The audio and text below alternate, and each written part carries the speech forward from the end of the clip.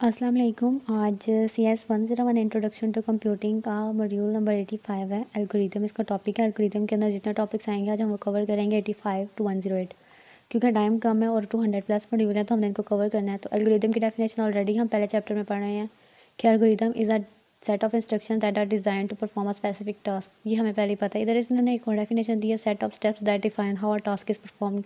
जो सी definition easy लेके आप कर सकते हैं। Making a cup of T की इसने एग्जाम्पल दी है, तो इसमें उसके कहने का मतलब ये देने का मतलब ये है कि स्टेप्स वाइज या प्रोग्राम चलता है। तो इसमें वो कहता है कि पहले आप एक बर्तन में पानी लें, फिर उसके अंदर पानी को उबालें, फिर उसमें चाय डालें, फिर दूध डालें, फिर उसको फेंटें, फिर चीनी डालें और फिर कप में चाय डाल कर ले आएँ।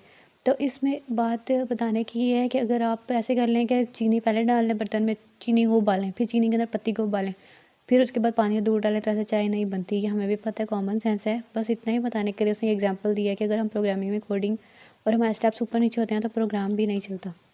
आगे चलते हैं मॉड्यूल 86 में। ऊपर और कुछ भी नहीं है। एल्गोरिदम में आगे आ रहा है फॉर्मल डेफिनेशन। फिर वही डेफिनेशन है, अगर आपने ये वाली कर दिया तो ये कर ले, दूसरी करनी है तो दूसरी कर ले, बात एक ही है। आगे आ रहा है order versus sequence. Order versus sequence का मतलब ये है कि हमने हर काम सीक्वेंस के साथ करना है, स्टेप बाय स्टेप करना है। अगर हमारे स्टेप ऊपर नीचे हो जाएंगे, जैसे वो चाय वाली एग्जाम्पल थी, तो हमारा प्रोग्राम नहीं चलता और कुछ नहीं है इसमें। उसके बाद एग्जीक्यूटेबल। एग्जीक्यूटेबल का मतलब है कि प्रोग्राम का एग्जीक्यूट हो जाना, प्रोग्राम का चल जाना। तो अगर हमारे एरर्स नहीं है, सब कुछ ठीक चल रहा है, तो हमारा प्रोग्राम एग्जीक्यूट होकर हमारा जो रिजल्ट हमें चाहिए वो हमें मिल जाएगा। उसके बाद आ रहा है अनएम्बिजियस। अनएम्बिजियस यहाँ पे लिखा हुआ है, information is the state of the process must be sufficient to determine uniquely and complete the actions required by each step. फिर वही बात है कि इस स्टेप को फॉलो करते हुए हमारा प्रोग्राम जो है वो एग्जीक्यूट हो रहा है।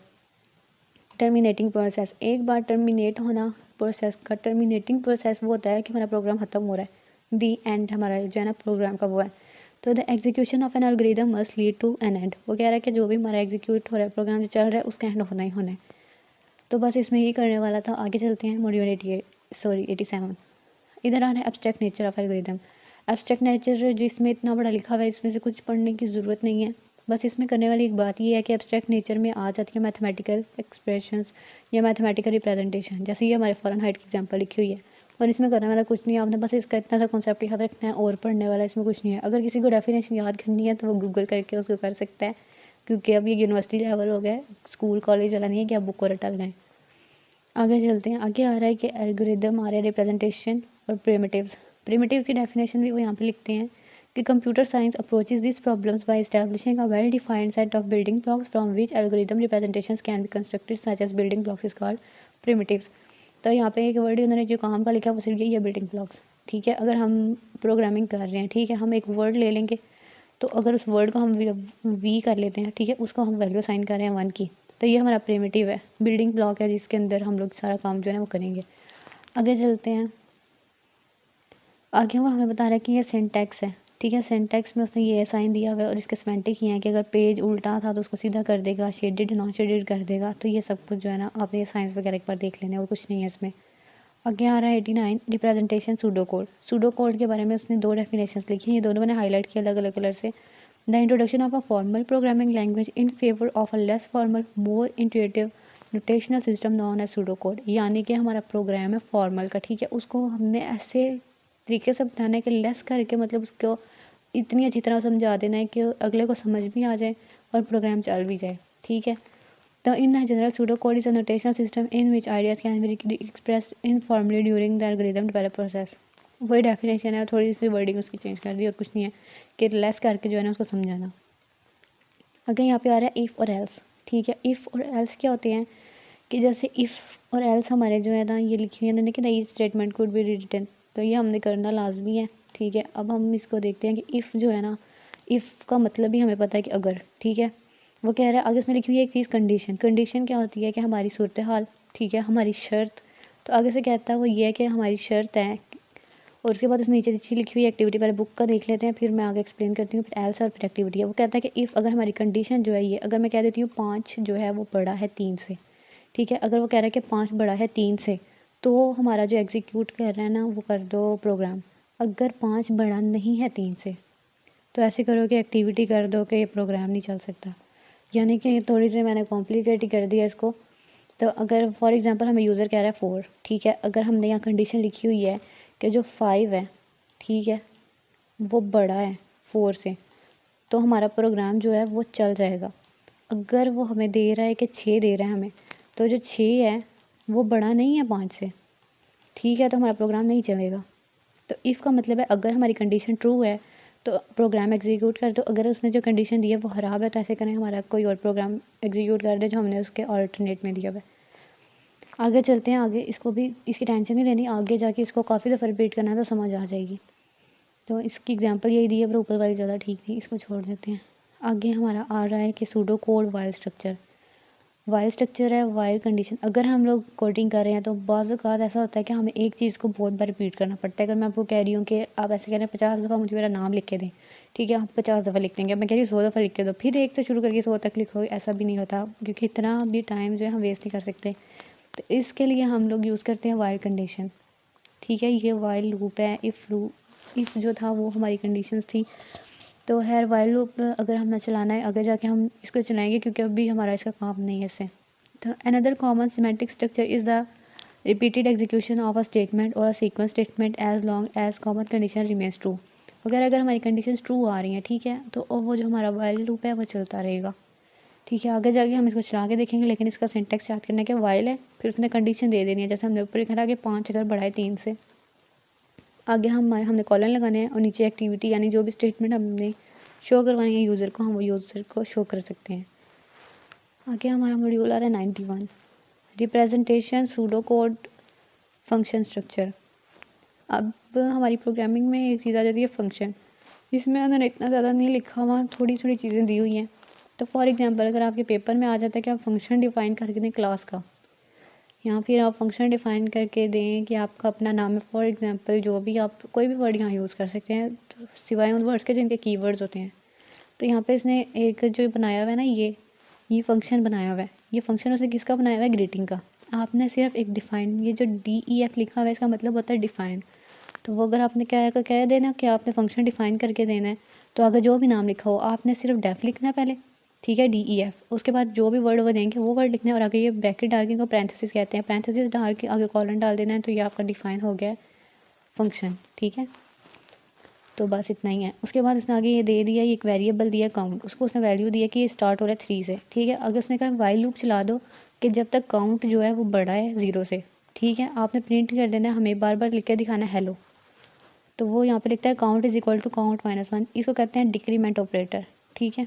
तो अब देखें अगर जो 3 है वो बड़ा है, ठीक है, 3 जो है वो बड़ा है 0 से, अगर 3 आ रहा है, ठीक है, वो चलेगा तो फिर हेलो आ जाएगा, फिर 3 के में से 1 निकल जाएगा, फिर आ जाएगा 2, फिर 2 जो है वो भी बड़ा है 0 से, फिर हेलो लिखा जाएगा, फिर 2 में से 1 निकलेगा तो फिर आ जाएगा 1, तो फिर 1 भी बड़ा है 0 से तो फिर आ जाएगा हेलो। 3 दफ़ा हेलो जो है वो लिखा जाएगा, फिर 0 जो है वो बड़ा नहीं है 0 से, वो इक्वल है, तो हमारा प्रोग्राम जो है वो रुक जाएगा।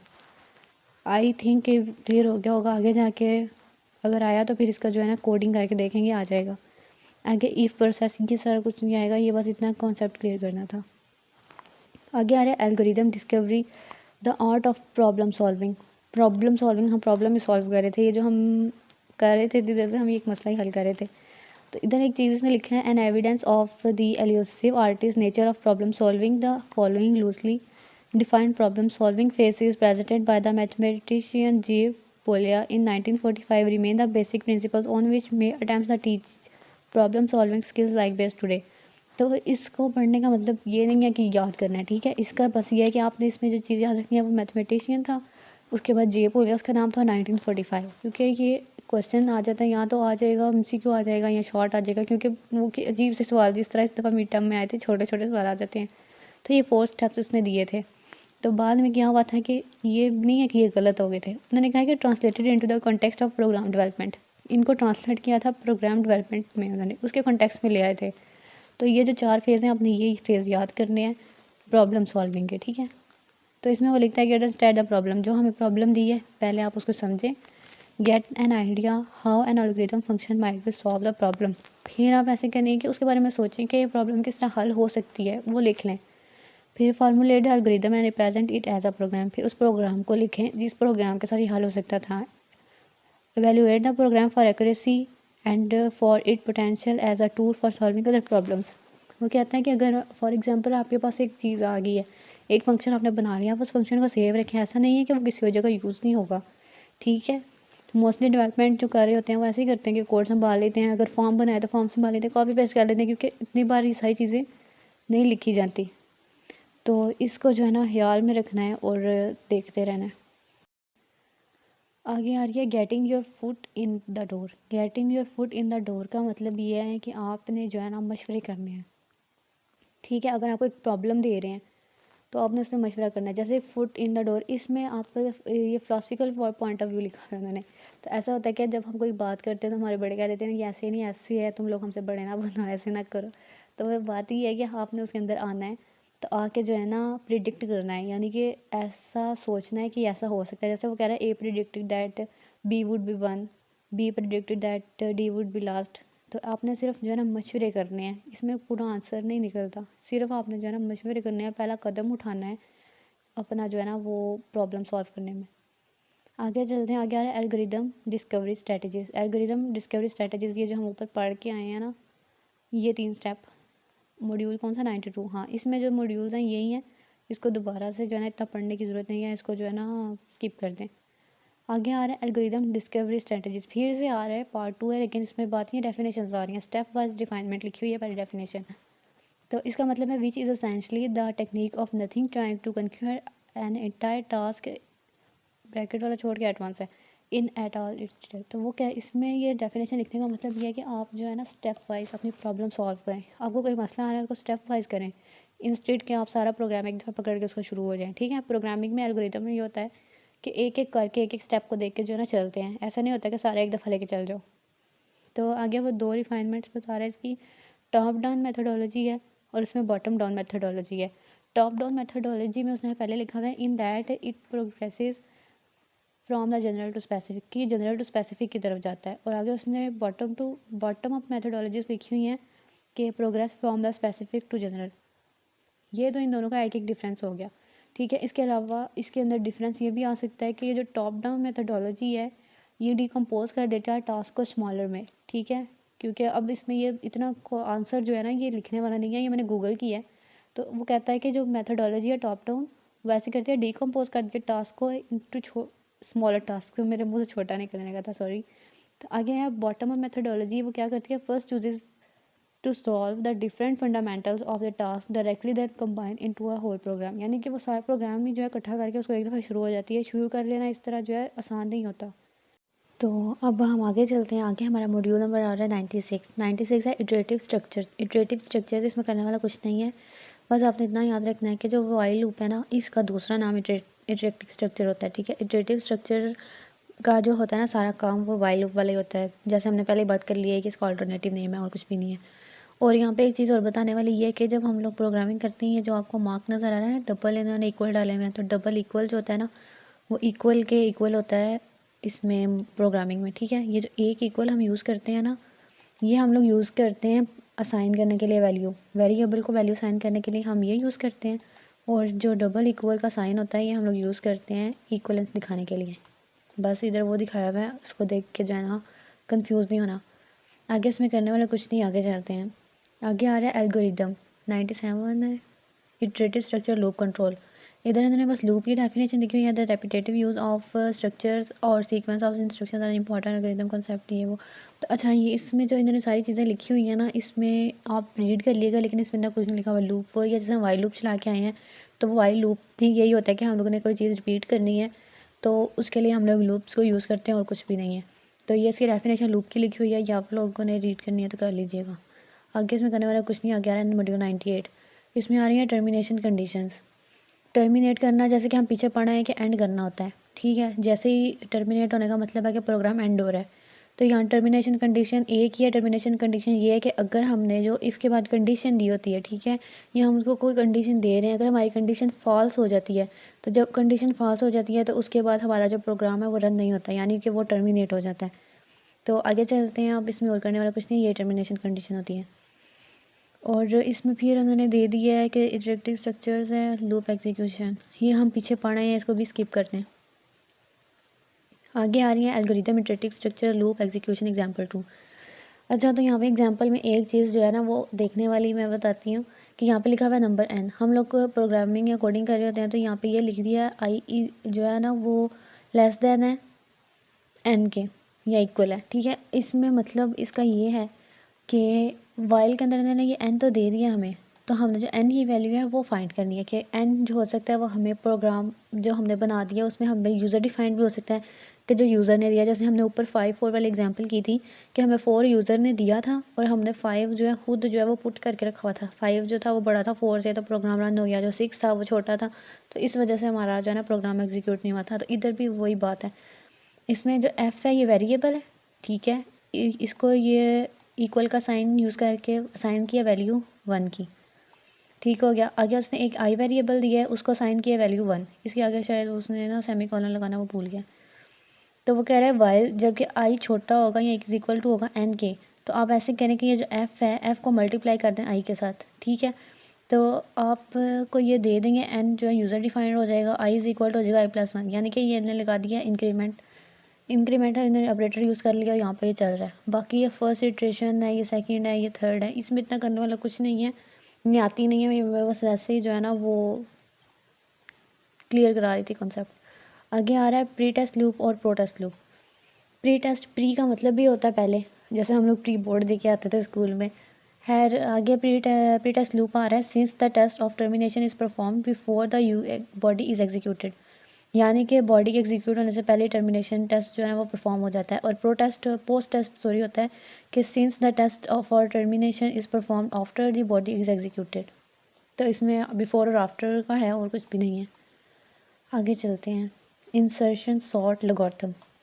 ये मुश्किल नहीं है सॉर्ट। अब सॉर्ट होता क्या है, सॉर्ट कहते हैं तरतीब देने को, किसी चीज़ को तरतीब देनी है तो उसको कह देंगे सॉर्टिंग, ठीक है। सॉर्ट करना, तरतीब देना, ये वही बात है। तो यहाँ पे ऐसे हो सकता है कि यहाँ तो सॉर्टिंग होती है असेंडिंग टू डिसेंडिंग, यानी बड़े से छोटे की तरफ, या डिसेंडिंग छोटे से बड़े की तरफ। तो वो कह रहा है, या फिर अगर हम ABC में देखें तो ए से लेकर जेड तक उसको सॉर्ट कर सकता है, एल से लेकर बड़ी ए तक। तो खैर ज़्यादा मजाक करी हूँ मैं, तो ये कर लेते हैं। इसके अंदर इन्होंने एग्जाम्पल दी हुई है, ये फ्रेड, एलेक्स, डियाना, बायरन और कैरल की। तो यहाँ पे कुछ भी नहीं लिखा हुआ देखने वाला, तो इस वाले को भी जो है ना स्किप करते हैं, आगे चल के देखते हैं सॉर्टिंग क्या होती है। यहाँ पे उसने एग्जांपल दिया हमें, तो इसमें देखने वाली चीज़ ये है कि हमने जैसे एल्गोरिदम पढ़ा था कि उसमें वो पहले ही बात कर रहा था कि हर चीज़ स्टेप वाइज होती है। एल्गोरिदम क्या है, स्टेप्स ही हैं, स्टेप्स में ही चलना है, पीछे हम पढ़ के आए हैं ये बात। तो अगर उसने यहाँ पर देखिए उसको नाम दिए हुए हैं, उसने एक फ्रेड, एलेक्स, डियाना, बायरन और कैरल दिया हुआ है, ठीक है। वो कह रहा है कि देखें, अब वो चाहता है जैसे हम कॉपी पेंसिल पकड़ें, ABC देखें और सारा जो है ना वो लाइन में लगा दे तो हमारा जो है ना वो पूरा हो जाता है, लेकिन ऐसा नहीं होता। यहाँ पे उसने क्या किया है कि पहले एलेक्स को निकाला है दूसरे वाले में से, उसको पहले नंबर पे लाया और फ्रेड को दूसरे नंबर पे ले गया, ठीक है। फिर उसने फ्रेड को निकाला है यहाँ से, और ये डियाना है, उसको पता डी पहले आता था, फिर उसने डियाना को फ्रेड की जगह पे लगाया है और फ्रेड फिर नीचे आ गया ये इधर।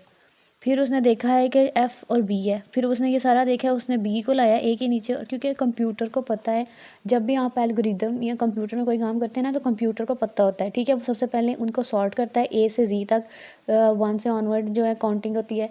तो फिर उसको पहले सीक्वेंस देता है, उसको सॉर्ट करता है असेंडिंग टू डिसेंडिंग या डिसेंडिंग टू असेंडिंग, और फिर ढूंढना शुरू करता है। ऐसे नहीं है कि ऐसे ही दे देंगे। तो आगे वो ये बात है, ये सारे स्टेप्स में ये बात बताई हुई है कि इसको पहले सॉर्ट करता है और सॉर्ट करने के बाद जो है ना उसको ठीक करता है। आगे आ रही है recursive structures, the binary search algorithm. तो बाइनरी का वर्ड जहाँ पे भी आएगा ना, बाइनरी का मतलब बाइनरी सर्च में ऐसा होता है कि बाइनरी सर्च में पहले सॉर्टिंग होती है सारी, ठीक है। जैसे हमने पहले पीछे बात किया, वो सारी सॉर्ट करेगा लिस्ट को, और सॉर्ट करने के बाद लिस्ट को जो है ना 2 हिस्सों में डिवाइड कर देगा। फिर जब 2 हिस्सों में उसको डिवाइड कर देगा तो लेफ्ट साइड पे और राइट साइड पे जाकर सर्च करेगा, जहाँ से उसका रिजल्ट मिलेगा तो वहाँ से वो रिजल्ट में पिक करके ले आएगा। तो आगे हम इसको एग्जांपल से देखते हैं तो हमें ज़्यादा चीज़ समझ आएगी।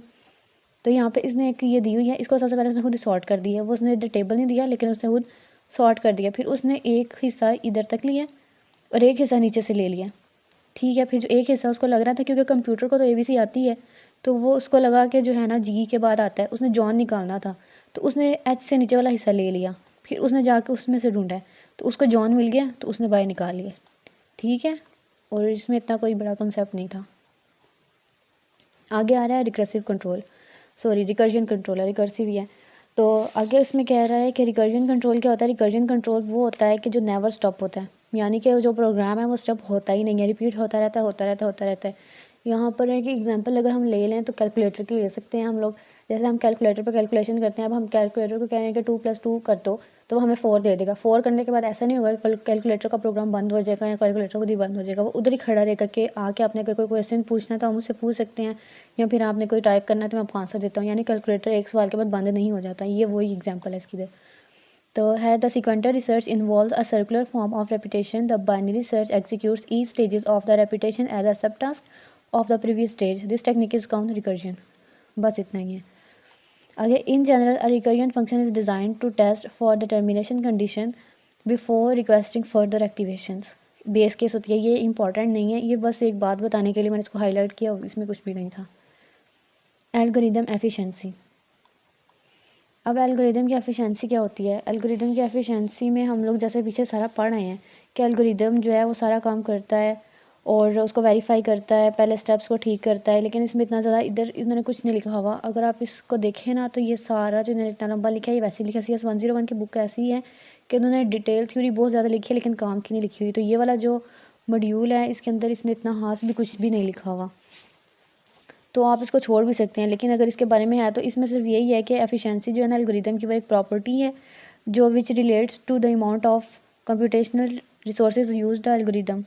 तो जो है ना कंप्यूटेशनल के साथ रिलेट कर रही है और इसमें कुछ भी नहीं लिखा हुआ। आप इसको अगर स्किप भी करना चाहें तो कर सकते हैं क्योंकि इसमें करने वाला कुछ नहीं है। आगे हम चलते हैं 107 मॉड्यूल है। 107 जो मॉड्यूल है वेरिफिकेशन वाला, इसमें भी करने वाला कुछ भी नहीं है, इसको भी जो है ना आप स्किप कर दें क्योंकि 108 मॉड्यूल भी यही है। अब आ गई है वेरिफिकेशन की एग्जांपल्स, क्योंकि वेरिफिकेशन ऊपर करने वाली कुछ थी नहीं। तो यहाँ पे इसने वेरिफिकेशन की एग्जांपल लिखी हुई है कि distinction between program believe to be the correct and the algorithm that is correct. तो यहाँ पर ये इसकी डेफिनेशन आपने कर लेनी है कि एक प्रोग्राम, जैसे हमने पीछे वो की थी ना कि getting step in the food, तो वो वाले काम है कि अगर आप एक चीज़ है जो आपको ऐसा लगता है, जो आप प्रिडिक्ट कर रहे हैं कि ऐसा प्रोग्राम हो सकता है, और उसमें फ़र्क जो कि प्रोग्राम ठीक है, यानी हमारी प्रिडिक्शन और रियलिटी में फ़र्क जो है ना वो प्रोग्राम की वेरिफिकेशन है। और आई विश कि यहाँ तक समझ आ गया होगा। ये हमारे मॉड्यूल से इतना सिर्फ हमने कॉन्सेप्ट क्लियर करना था ताकि हमारे पेपर में हो जाए, क्योंकि ये पेपर्स में आना है। तो इसका बस हल्का हल्का कॉन्सेप्ट लेना है, पेपर में जो है ना आगे से जो मॉड्यूल्स आएंगे वो ज़्यादा इंपॉर्टेंट है पेपर के लिए। तो बस इसको एक बार देख लीजिएगा ताकि मुश्किल नहीं है, आपके जहन में ये बात रह जाएगी। तो अभी के लिए अल्लाह हाफ़िज़। Thank you so much. उम्मीद करती हूँ कि आपको आज का लेक्चर पसंद आया होगा। अल्लाह हाफ़िज़।